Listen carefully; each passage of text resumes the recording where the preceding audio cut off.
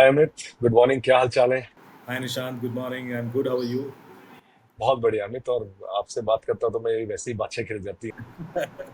शरीर मैं हमेशा इस लाइन को पूरी बोलता हूँ, शरीर में जहाँ कहीं भी बाछें होती हैं खिल जाती हैं। खिल जाती है।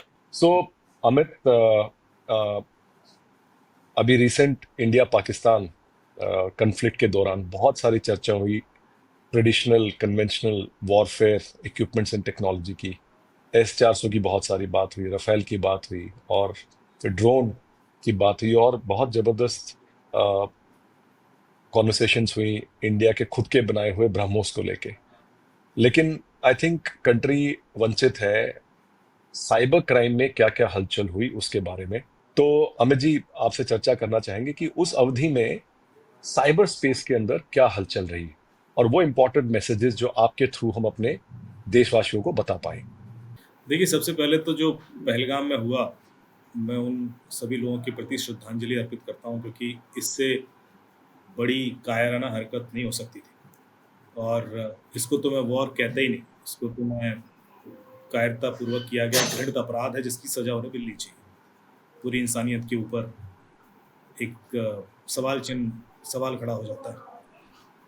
उसका रिटेलिएशन हुआ, ऑपरेशन सिंदूर भी हुआ, और एक बहुत पुख्ता तरीके से चुन चुनकर जो टेररिस्ट ऑर्गेनाइजेशंस के अड्डे हैं उनको ख़त्म किया गया। लेकिन जब ये ऑपरेशन सिंदूर स्टार्ट हुआ, इसमें करीब 12 दिन का समय लगा, 12 से 14 दिन जो प्रिपरेशन हुई। और इसमें बहुत सारी चीज़ें पहले तय की जाती हैं कि किस किस तरीके से हमारे ऊपर रिटेलिएशन होगा, खतरा हो सकता है। और उसमें एक बहुत बड़ा मुद्दा था साइबर का भी, कि जैसे ही हम कुछ करेंगे, जो कि पाकिस्तान इकोनॉमिकली उतना स्ट्रांग नहीं है और वॉर लंबी नहीं खींच पाएगा, तो वो साइबर स्पेस में हमें डिस्टर्ब करने की कोशिश करेगा। और हो सकता है कि उस तरह के खतरे बढ़ जाएं अचानक, और उस वजह से कोई नुकसान हमारा नहीं होना चाहिए। तो एक एडवाइजरी जारी की गई थी सर्टन की तरफ से टू ऑल क्रिटिकल इंफ्रास्ट्रक्चर्स, जैसे सारे बैंक्स को, सारे energy sectors, power sectors, airports, railways, और जितने भी हमारे हेल्थ केयर सिस्टम्स हैं, कि आप लोग थोड़ा सचेत रहिए और इस तरह के अटैक होंगे और हुए। हम्म। उस दौरान करीब 10 दिन में 16 लाख से ज़्यादा अटैक हुए इंडिया के ऊपर। 16 लाख। 1.5 मिलियन से ज़्यादा, हम करीब टोटल हम लोगों का अंदाजा है 16 लाख से ज़्यादा हुए हैं। हम्म। अच्छा, ये एक डेटा मैं आपको दूं कि आमतौर पर भारत पर हर साल इस तरह के अटैक होते हैं, और करीब 15 लाख अटैक साल भर में होते ही हैं। ये एडवर्सरीज द्वारा होते हैं, एपीटी ग्रुप द्वारा होते हैं। तो सर्टेन का एक सेंटर है, साइबर सुरक्षा केंद्र करके, और उसमें ये लोग मॉनिटरिंग करते हैं कि किस तरह के अटैक हुए, रिएक्शन कैसे हुआ, और कैसे हमने काउंटर करके उसको ख़त्म किया। तो आप देखेंगे तो सर्टेन कभी जाएंगे तो आपको, मैं वहाँ डीजी साहब है सर्टेन के, संजय बहल जी, एंड वो आप लेके जाएंगे तो एक वीडियो वॉल होती है जिसमें लाइव मॉनिटरिंग आप कर सकते हो कि कितने अटैक पिछले घंटे में हुए, पिछले मिनट में हुए। और उसके ऊपर मॉनिटरिंग ना होकर उसमें एडवाइजरी भी निकलती है, कोई ऐसे एनोमली आ जाए जो और लोगों को भी खतरा हो सकता है, तो वो भी वहाँ से एडवाइजरीज जारी होती है। तो हम लोग ये करते रहते हैं, वो मॉनिटरिंग 24 घंटे होती ही है। लेकिन जब इस तरह की सिचुएशन आती है, वॉर टाइप सिचुएशन, तो इस चीज़ को और क्रिटिकल बना दिया जाता है। और इसलिए अपने हर बैंक के अपने एसओसीज होते हैं, हर एनर्जी सेक्टर के अपने सिक्योरिटी ऑपरेशन सेंटर्स होते हैं, इसी तरीके के। जैसे ये तो नेशनल लेवल मॉनिटरिंग है, उस तरह से अपने अपने डिपार्टमेंट के भी होते हैं। तो उनको भी बोल दिया गया था कि अब इसको लाइटली नहीं ले सकते, हर सेकेंड कुछ ना कुछ होगा। और हुआ। और ये चीज़ एपीटी 36 है एक पाकिस्तान का, हर एक स्टेट, हर एक कंट्री के कुछ एपीटी ग्रुप्स होते हैं जो उस राष्ट्र द्वारा पोषित होते हैं, वो उन्हें पैसा देता है। तो सबसे ज़्यादा जो बदनाम है वो एपीटी 36 है। और भी बहुत सारे हैं, लेकिन ये एक ऐसा ग्रुप है जो पिछले 2019 से भारत को परेशान किए हुए है। और उसने कई सारे रैट टूल भी बनाए, अल्लामा करके उसने एक रैट बनाया था जो आपके फ़ोन को कंट्रोल में ले लेता था। और रैट टूल होते हैं रिमोट एक्सेस टूल, जो आपके फ़ोन में यदि इंस्टॉल हो जाएँ तो उसका कंट्रोल उन तक चला जाता है। तो उन्होंने डिफेंस के लोगों को टारगेट किया, और भी जो हमारे रिसर्च ऑर्गेनाइजेशंस हैं, डीआरडीओ, इसरो, इनको भी टारगेट किया था। इसके अलावा कुछ रैंसमवेयर अटैक की भी कोशिश की गई थी, जिसमें ब्रह्मोस मिसाइल का डेटा लीक करने की भी कोशिश की गई थी। ये सारी चीज़ें हुई। लेकिन वॉर के समय पर जो एक्टिविटीज़ थी वो बहुत बढ़ गई थी, और फिशिंग ईमेल आना शुरू हो गए। एक और चीज़ शुरू हुई जिसको बोलते हैं हम नैरेटिव सेट करना सोशल मीडिया के थ्रू, मिस इन्फॉर्मेशन। तो आपको बता दें कि पिछले साल ट्विटर पाकिस्तान में बैन कर दिया गया था, लेकिन लगातार ट्वीट हुए पाकिस्तान से भारत के खिलाफ और भारत की इमेज को भारत में मतलब दंगे कराने के लिए। जैसे एक वीडियो वायरल हुआ जिसमें दिखाया गया कि सिख रेजिमेंट में विद्रोह हो गया है और वो पाकिस्तान के साथ है, इस तरह का हुआ। और कुछ जातियों को लेकर जाट रेजिमेंट और उसके भी वीडियो वायरल हुए। फिर ये दिखाया गया कि जम्मू कश्मीर में ही रिवोल्ट हो गया है। तो इस तरह के जो फेक वीडियोस हैं बनाकर, और पुराने कई सारे वीडियोस थे जिसमें शायद वो भारत के थे भी नहीं, दूसरे देशों के थे, उनको भी यहाँ का दिखा के कि यहाँ देखिए आम आदमी को कितना परेशान किया जा रहा है, वो भी वायरल हुए।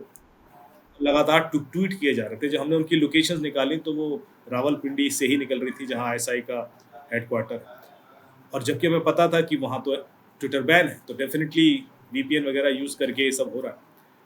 और अभी ट्विटर पिछले 2 हफ्ते पहले या 10 दिन पहले उन्होंने फिर से अलाउ कर दिया। क्यों अलाउ कर दिया? क्योंकि अब पकड़ना थोड़ा मुश्किल हो जाता है कि ये आईएसआई के लोग हैं या रियल लोग हैं, क्योंकि पाकिस्तान से तो अब ट्वीट और ज़्यादा होने लगे।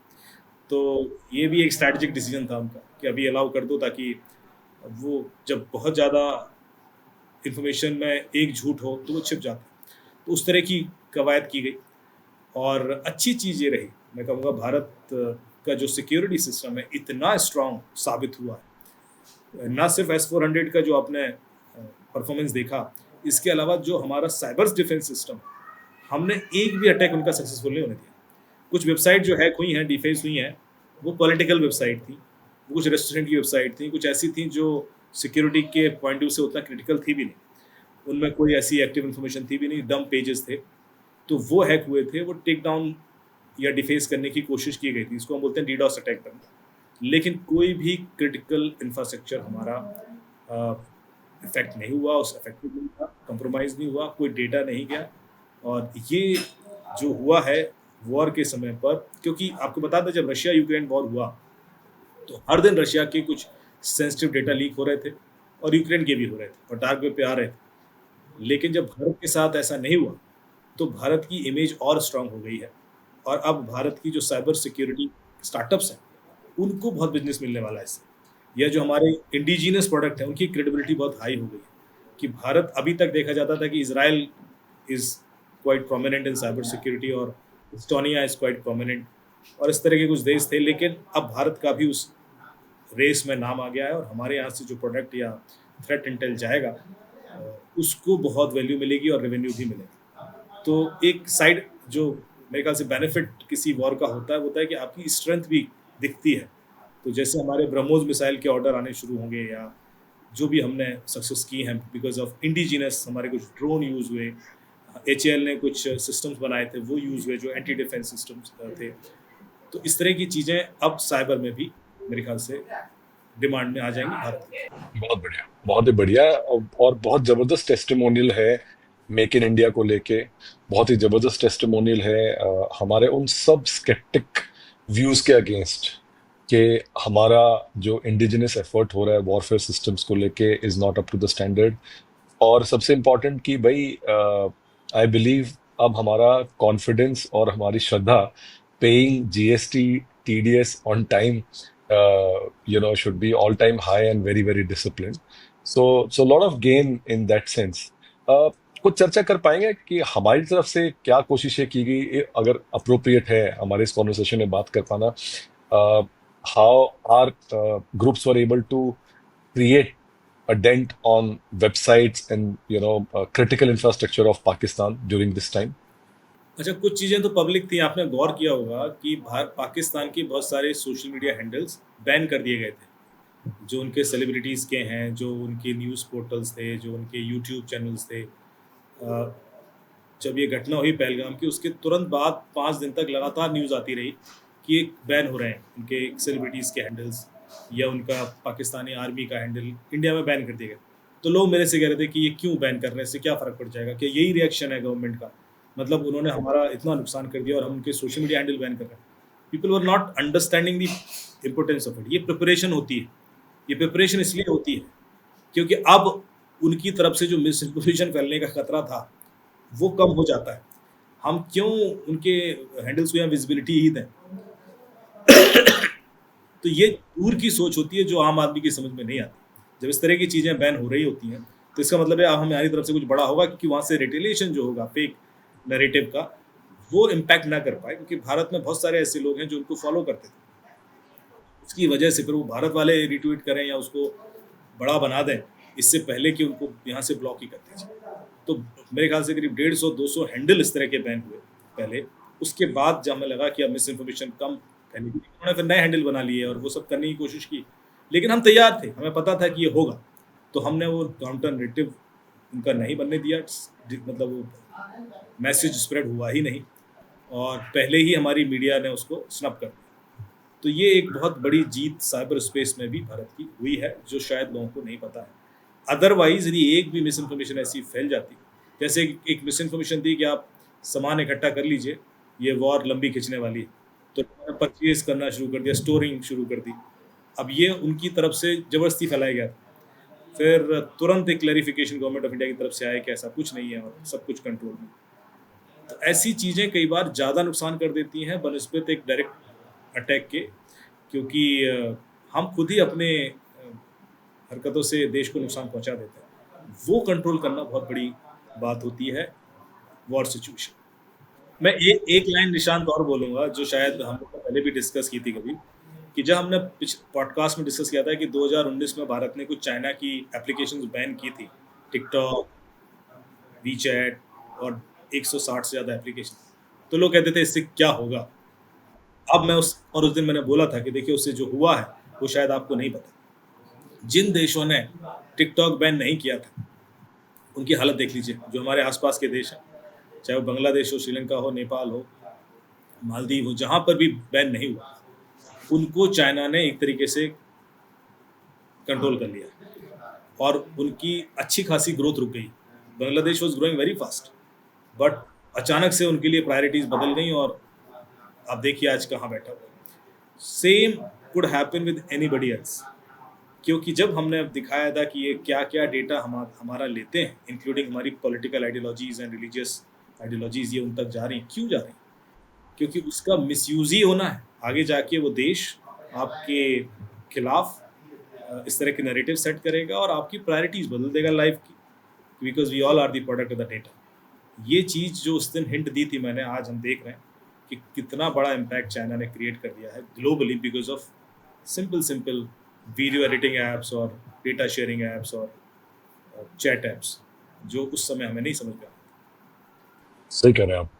So the free apps come at a cost, and in some cases at the cost of compromising your own nation. Absolutely. Yeah. So Amit, thank you so much. हमेशा की तरह हमारे साथ uh, अपना कीमती समय बिताने के लिए और चीज़ों को बहुत सरलता और बहुत ही अच्छी तरीके से समझाने के लिए.